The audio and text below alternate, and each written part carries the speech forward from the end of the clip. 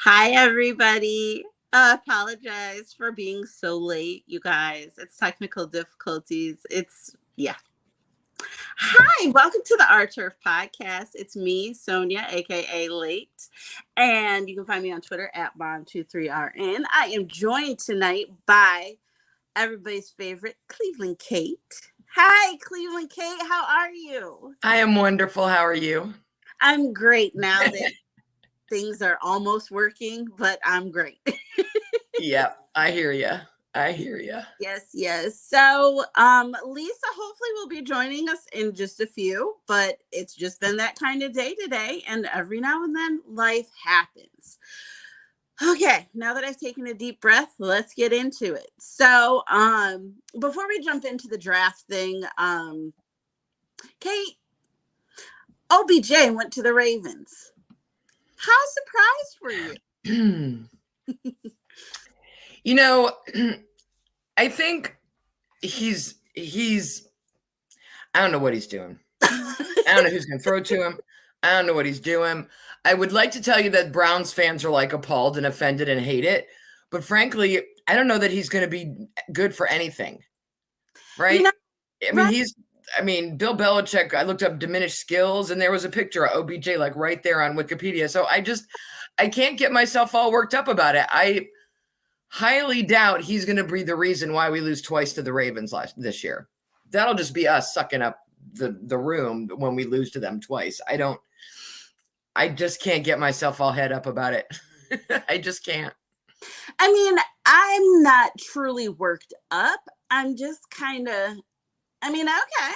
If that's where you want to go right now, then sure, let's do it. I mean, I would think he'd be trying to get himself another ring. Right. Baltimore ain't the place to do it. If he just wants a paycheck, I guess go get you a paycheck. I mean, I'm not mad at anybody for making money and taking money. And, 15 mil guaranteed when he's been out with his knee and all that good stuff. Yeah. I'm totally taking it. So maybe it's just, hey, I just want to play. And if he'd have been in Cleveland last year and then gone to Baltimore, like anytime, you don't leave the Lions to go to the Bears. You don't leave the Vikings to go to the Packers. Like, you just don't go to an division, especially a rival or anything like that in your division. It's just not cool. But he's already been to LA. He's been hurt. He's been out. I'm like, Jarvis Landry goes to play for Baltimore, and we're gonna have beef. That's a whole different. I have words. Exactly. I got a soft spot for God's son Jarvis right there, but OBJ gonna do what he's gonna do. I don't think anyone in Cleveland. I mean, they're gonna try to make it a thing. I don't think it's a thing. I don't think it's a thing either. I don't think. But if he's trying to get a ring somewhere, he didn't pick the right team to do it. Right. Exactly. But see, Camden, our good friend, says he can make the backup look good or ball without Lamar. I'll agree.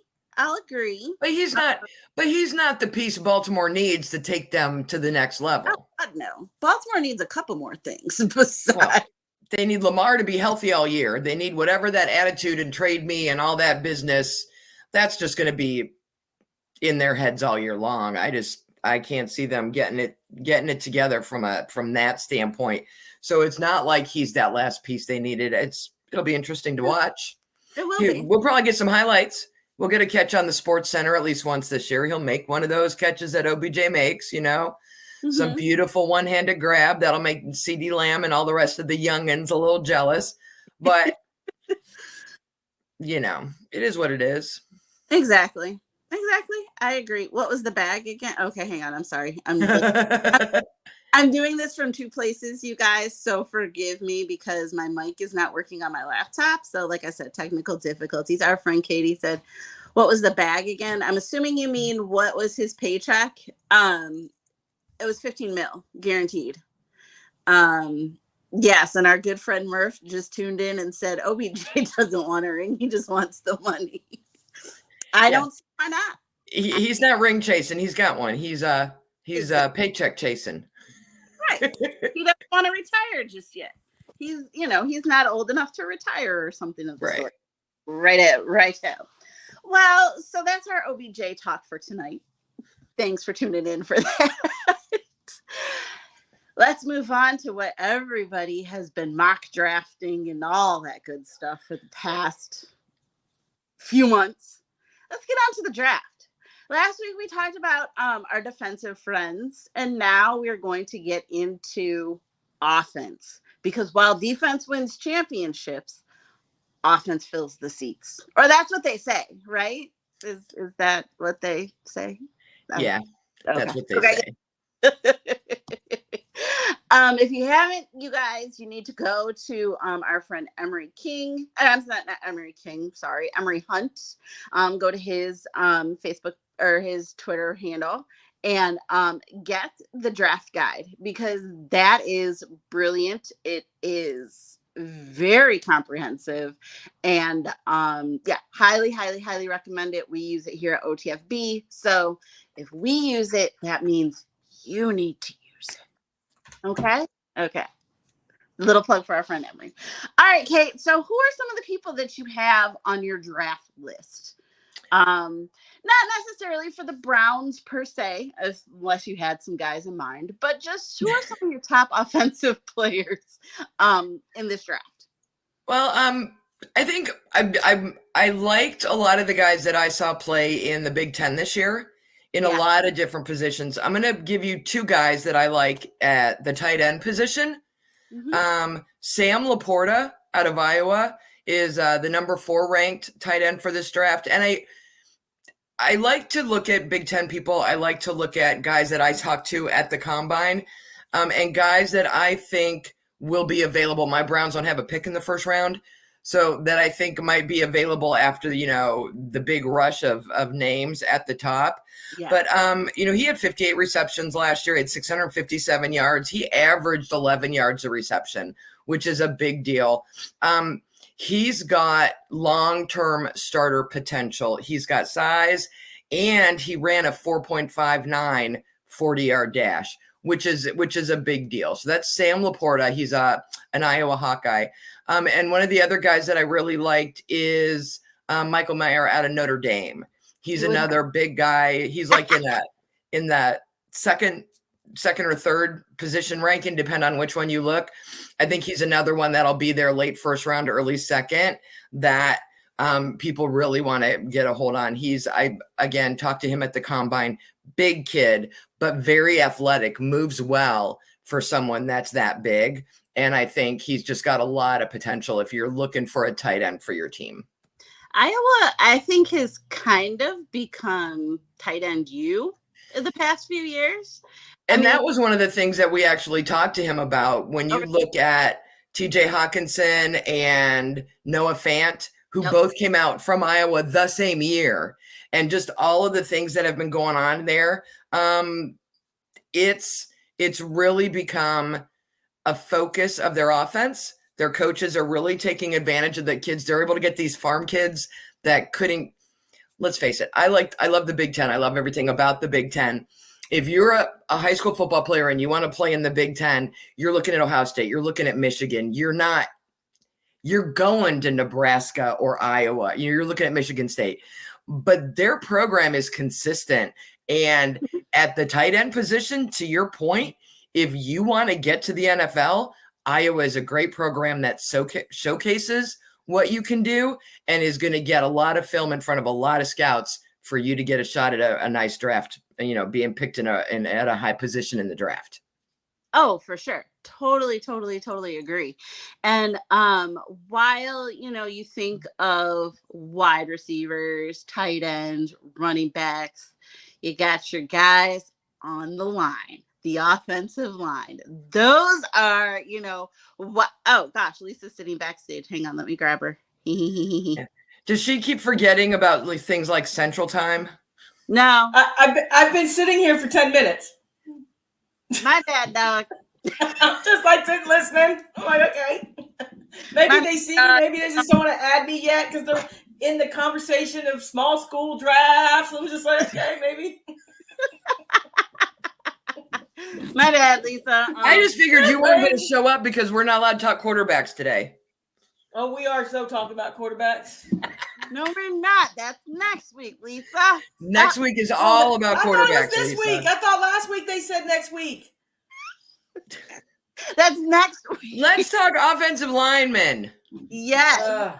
Hot offensive linemen. Oh my gosh, hang on. I just disappeared. I'm back. See, I come in, you disappear. I come in, you disappear. Our stream can only handle 2 people at a time, apparently. Not really. I'm just teasing. Anyways, yes, back to the offensive line. My guys there. And I'm going to go ahead and say a kid that's not even a Michigan kid because, you know, you're right. Even though Michigan has kind of become like offensive line U slightly, just a little bit. Just a little bit. I'm going to go with my dude, Anton Harrison, coming from Oklahoma. Yes, Boomer Sooner. So he's just kind of like an all-around good guard that's going to get you, some good blocking, good footwork, all that good stuff. He's done a very good job in Oklahoma, and he's just been, What'd you say? Those big corn-fed boys, man. Those Oklahoma, you think, I mean, seriously, right? Right. Jeez. Yes. Big fellas. Big fellas. So yeah, he's very strong. He's very good. And so, he's number 2 according to a lot of the mock drafts that have been out there. But I think, if you're gonna be looking to run the ball, protect the quarterback, that's one guy that you gotta have. Is Mr. Harrison. You gotta have him. So yeah, that's mine. Lisa, who you got? Oh, you think about, you know what I was thinking about when I was thinking about this draft? Do you remember when the Cowboys pulled the center, the guy's name? Do you remember during the draft and they pulled that center? And it got me thinking, do you think a lot of these teams pick offensive linemen with having them move to center, or do you just go for a center later on in the draft? Because when you think about it, I mean, you think about John Michael Smith. And that's the name that you're seeing kind of go back because centers, to me, very important. I mean, you look at the nose tackle position, these guys, the big guys, those are usually your nose tackles. But when I look at this guy, I mean, he's a true center. Yeah. So, and I've seen a lack of teams lacking centers to where it's like the center player or we'll plug and play the center and stuff like that. So I was just kind of wondering if anybody would just go get this big dude from Minnesota and plug in a center. I don't see why not. I mean, I think Lisa and I, we talked about this last year in a podcast. And how, on the offensive line, sometimes you do kind of plug and play depending on guys' strengths and what they want and, things like that. So could it be possible? Yeah. But I also, and I also think of what the Lions did with Frank Ragnow coming out of Arkansas. He was one of the top offensive linemen, but he was like more of a right guard type of guy, I think. Correct me if I'm wrong. But then we did move him to center, and he has made a big difference at the center position. So I think it's kind of, you start some guys and just kind of see where they might fit in. But him, I think he's ready to go at center. And exactly. Yeah. Or is it because we're not a run first team anymore? Because your team, you're going right up the gut. Is that another thing? Have we backed off of centers? Now we're going for the right guards and left guards because those are where we're going to be spreading our offenses. So it takes away from that old style where you get that big nose, that big center in there, take that nose tackle to stuff the run. Few teams now, are running. So your offensive scheme matters, right? Are you run first or throw first? Right. And then size matters. A lot of these centers coming out of college are just over 300 pounds. But by the time they get another couple years in them, they hit that 320 to 330 mark. Mm-hmm. You got to look at their athleticism. Can they handle 2 guys? Can they shift left or right, depending on where the rush is coming from, to give their quarterback a pocket? I think you're seeing the guards and tackles get moved over because they've been in the league a couple years and they've built up that size that they need to them, and they can make that shift. a lot of these, when I was looking at the prospects, these true centers are barely over 300 pounds. And while that sounds like a weird thing to say, you look at the tackles and guards and they're closer to 330. It's like, depends on what you want to do with your team. If you're going to run, got a note from Camden. Can the center read stunts? Can they pull? So they should be able to. The problem is you see more reading, in my opinion, going on from the nose tackle on the defensive side, sort of getting a feel for what's going on, calling audibles, telling his guys where to check down. That center has got to make sure he don't move. And he's got to get that ball to the quarterback and get that handoff taken care of. And so a lot of times it's either your left tackle or your right guard who's got to kind of eyes up, kind of looking around and yelling stuff down the line, because that center has got to be focused on transferring that ball to the quarterback. And there aren't many who can do that without getting a penalty for moving early or something and causing the defense to jump. True.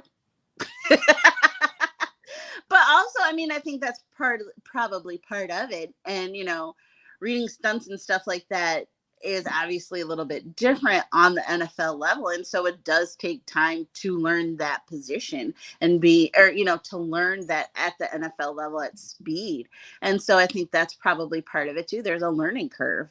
There's always going to be a learning curve. Well, and that's where your footwork and your athleticism comes into play, is if you're getting ready and the play calls for you to drop back to the, backwards and to your left, and you see something coming, can you shift your weight? Can you balance yourself and get over to block that hole when you see somebody coming through? If they got a free safety or somebody coming from the backfield and running up through the defensive line while your other guys are worrying about the edge rusher and they send someone at you, how quickly can you pivot your feet and get movement over there? Which again, I think plays into someone who's played either guard or tackle for a couple years. They've gotten a better feel for that footwork and to get moved. And how about a tight end? Everyone's got problems with depth at the offensive line. Every single team. Literally. And we saw teams going through quarterbacks last year like water, but you see it on the offensive line too. The Browns lost 3 different centers. We were like on our 4th guy playing center by the time we got to the middle of the season. They just kept sliding everybody over one position like you were at a square dance or something. All right, you're at musical chairs. You're out and everybody slide down, hoping that the transition from guard or tackle over to center would be easier than bringing someone off the bench in. They're used to working next to each other, so you just kind of slide them over. It doesn't always work, but depth is a big problem from when it comes to offensive line talent.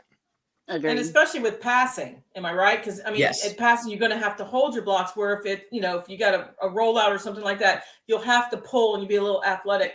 I don't know. I was wondering if you guys had heard the name. I don't even know if I say this kid's name right, but I've just kind of been the last couple of days while I've kind of been putting it together is Cody Mauch, Mauc, the offensive tackle from North Dakota State.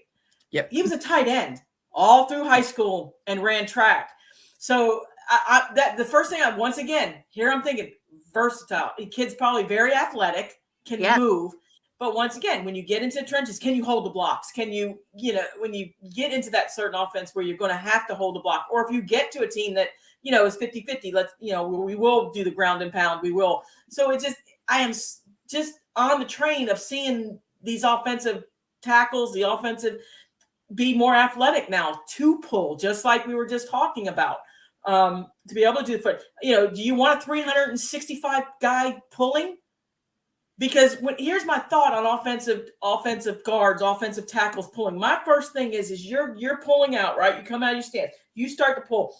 How many times you see these guys get hit sideways when they're running sideways and those knees go under them? They're 350 pounds. It's just like, wow. So are we starting to see a trend now where we're going to start seeing a little bit more versatile linemen where they're not? Because a lot of these guys, when you look, and I was doing some of this while you guys were talking, a lot of these offensive tackles, these top tackles in the top 10, like Kate said, they're just right over 301. They're like 300, 301. I mean, I'm used to seeing like 6'5", 6'7", 325. Well, and you mentioned Cody Mauch, and he's one of them. He's 6'5", 300. he was 275 at tight end, and then he started Right? putting on bulk. And they're like, let's move you over here and see what happens, which is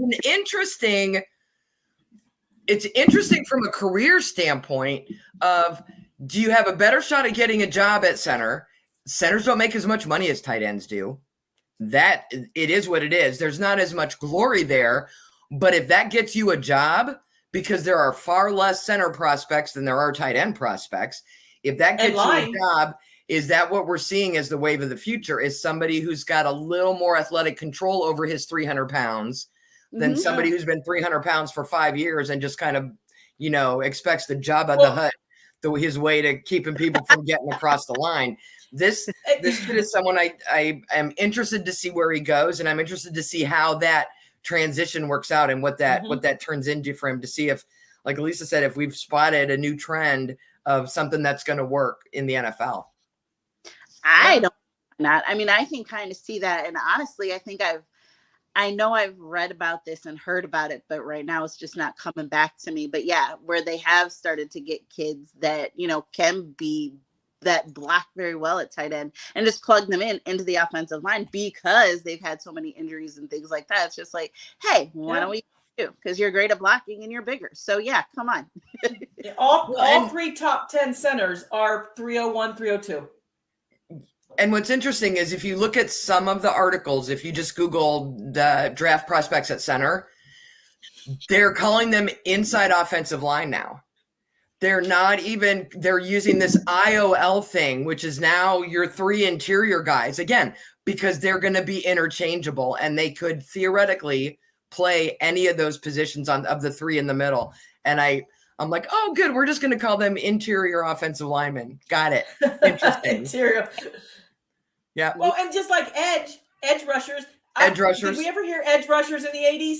He's an edge rusher. What? He's a what? No, I swear that's the last 5 years that's become a thing. Like at the combine, they were just defensive backs. And then all of a sudden you had safeties and corners, right? And then all of a sudden I'm getting edge rushers. I'm like, where are these people coming from?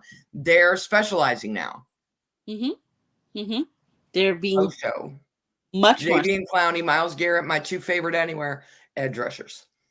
Edge rushers. Jason Taylor, edge rusher. Yes. One of the best edge rushers. I'm like, edge rushers. He's a defensive end. It's no edge rusher. Yeah. But it sounds fancy. It does. Fancy. Fancy like Applebee's. On a date night. Don't get me singing that song because I sing the words wrong. I sing the words wrong and my kids laugh at me. So apparently it's not whipped cream on your tattoo. No, it's not. That is not in the lyrics. But that's what I heard the first time I heard it, and that's how I sing it.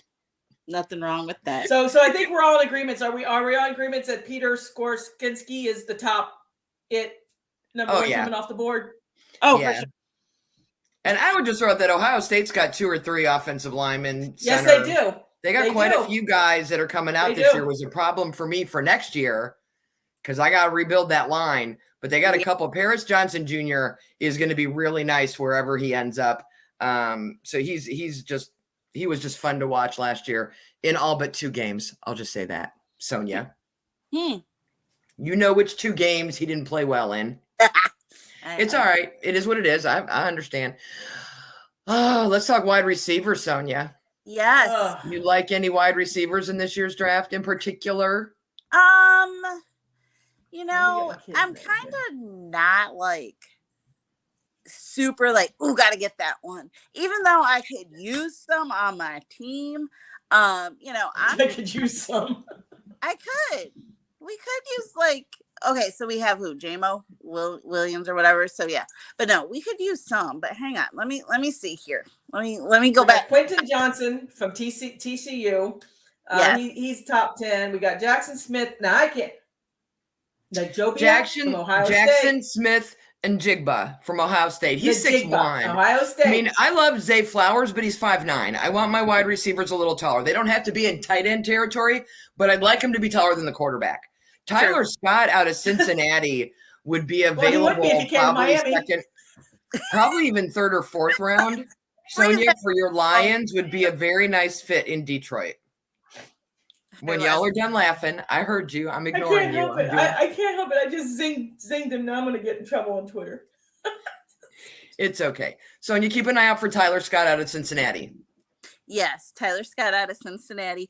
And yes, Jackson Smith in Jigba, he has been, granted, the only times that I really paid attention to him were in the game, but he made some of the most impressive catches ever in those games. And so I think he is going to be a pretty good kid coming out. Him and Chris Olave were always like, grr. But yeah. Yeah, now it'll be Marvin Harrison Jr. Thank Lord I get him for another year. Next year. I think the last couple years we've had a better crop of wide receivers as far as name recognition and ones that people kind of followed.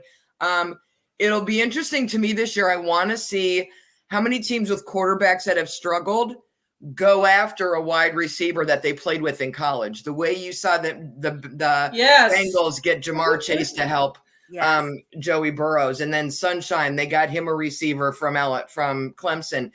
You might see some of the early guys go higher than their projected rank because they're going to play with a quarterback that they played with, 2 years ago. So let's ask a question. You've got CJ Stroud there. Would the team go Jackson then at that point? I mean, would it be something later on down the line? I mean, he's a top 10 receiver, though. Not sure if he would be there by the time whichever team kind of, because, they're going to be, but they might because it just depends. But I think if you get CJ Stroud, you're going to need a little more time to get him developed, NFL ready he's going to have other problems. Next year, he's going to need a whoopee, which means next year, the wide receivers I get this year are going to be hot prospects next year because they had 2 years with CJ. Yep. So I think there's like a 1 year lag, especially if he goes to a team where they don't want to start him day one. Now, we all know that's not the case. Whoever's taking quarterbacks top 5 this year, those quarterbacks will be starting week 1. Yeah. So Bryce Young and CJ will be starting week 1 this fall. I don't know what other options, who else may crop up in that, because we had so many interesting ones in the last few years, guys that weren't taken in the top 5 and were still starting. Brock Purdy by the end of the year. But right. Yeah. Right. But I think anyone who starts this year, they're going to need some help next year. Because obviously if those teams are picking that early, unless someone trades up and makes a big move, but if they're picked by their horrible record team in the top 5, they're going to need more than just that quarterback. And so I think next year they'll be looking wide receiver. We'll see. I could be wrong. I've been wrong before. And anything can happen in this draft. I mean, let's face it. I think this is one of the draft that's going to be kind of very interesting because we just actually kind of don't know exactly, especially at quarterback. I mean, you got Bryce Young and CJ. It's something could surprise us. We have no idea if one of the teams just might bulk up and snag one. I love that about this draft. Yeah, I do too. This draft is going to be pretty wide open, I think. And like you guys have said, literally anything can happen. And, who knows what teams are saying? You know what I'm saying? They're saying one thing, but what they're actually thinking, because it's a chess match. Well, it's silly season. Well, you can't believe any of the rumors. It's, draft day poker. They're all bluffing. They're all trying to misdirect you. They're all pretending they're going to draft Mitch Trubisky to talk the Bears into moving up to get him. And sometimes it works and sometimes it doesn't. So you really can't believe anything. I think for people like us who have a team that we're focused on and people who really understand what their teams need can kind of look past some of that. But I don't know. We've seen enough crazy stuff that makes no sense that any of these rumors could be true. So true. And be prepared. I mean, when you listen to a lot of the talk and look at the Dolphins situation with Tunsil. They had Chris Greer, and there's always a story that Mike Tannenbaum tells about getting draft ready for that day. Mike told the Dolphin staff, don't worry about Tunsil. He's not going to be there.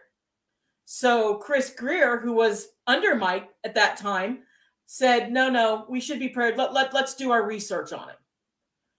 So they did. Mike Tannenbaum was like, okay, fine, do whatever you want to do. But Mike was like, he's not even going to talk to us. And then look what happened.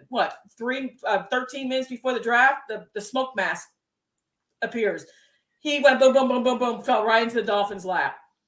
Yep. So, I mean, it's just, you just prepare for anything. It's crazy how things can, and like you said, rumors or something, or you get a disgruntled ex that says, oh, well, look what you did one night, and decides, I mean, it is amazing how strategic this draft can be, and how, like you said, rumors drive of teams going, oh, we're going to flinch. Oh, we're calling, oh, who they called who? Oh, we got to get up. We got to get them.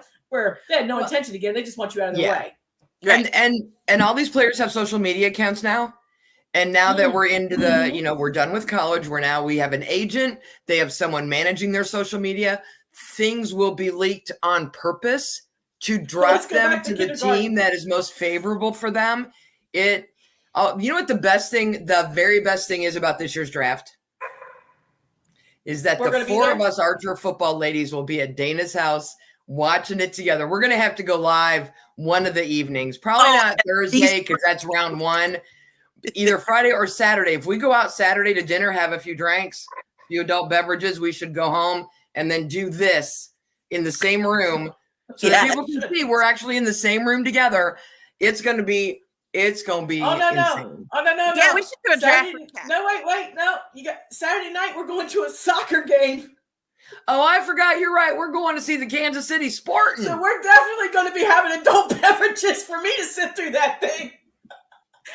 We can tweet about the draft while we're at a soccer game, right? That's okay.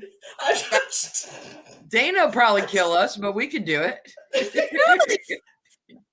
I'm being my. So y'all are in for some fun draft coverage between the four of us ladies and what we're going to get to do and see in Kansas City for a weekend.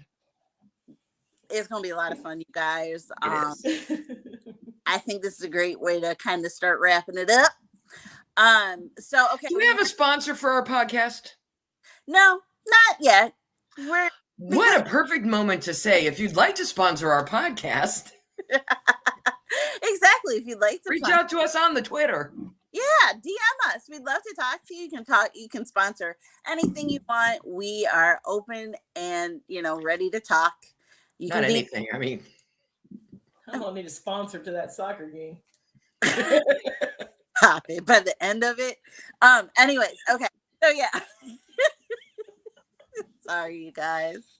It's gonna be good. I'm gonna be good. I'm gonna enjoy. It's been a minute since we've gotten giggly together. I know we weren't supposed to talk quarterbacks this time. Next week we're talking quarterbacks. All quarterbacks, nothing but quarterbacks.